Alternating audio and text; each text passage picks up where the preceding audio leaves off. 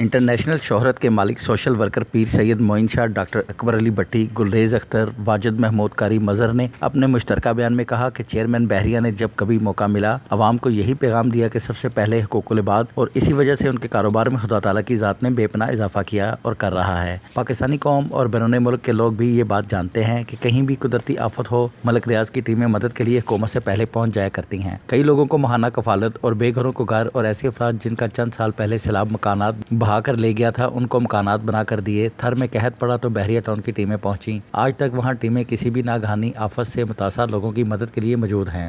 جس طرح کی خدمت اور فلاحی کام ملک ریاض اپنی ذاتی گرہ سے کر رہے ہیں، اس کی کوئی مثال نہیں ملتی۔ عدنان خشوگی بہت بڑا بزنس مین تھا جس کے آباء و اجداد کا تعلق ترکی سے تھا اور مکہ میں پیدا ہوئے۔ اس کی امارت کا یہ عالم تھا کہ بیٹی کی آئس کریم کھانے کی خواہش پر ایک چارٹر طیارہ جنیوا گیا اور وہاں سے اس کے لیے چاکلیٹ آئس کریم لے کر آیا۔ دنیا بھر کے مختلف ممالک میں اس کے محلات تھے اور بے شمار دولت کا کوئی حساب نہیں تھا۔ پھر ایک وقت ایسا آیا کہ عدنان خشوگی کی ساری دولت چھن گئی اور وہ کوڑی کوڑی کا محتاج ہو گیا۔ یہ سب کچھ خدا تعالیٰ کی طرف سے تھا، کیونکہ اس نے کبھی حقوق العباد کا خیال نہیں رکھا تھا، جس کے باعث اس کی ساری دولت قدرت نے اس سے چھین لی۔ ملک ریاض اس وقت صاحب حیثیت ہیں، مگر انہوں نے کبھی حقوق العباد میں کوئی کمی نہیں کی، ہمیشہ دکھی انسانیت کی مدد کی۔ کیمرہ مین ارشد انصاری کے ساتھ حیدر شاہ، نمائندہ سٹی ون نیوز، لاہور۔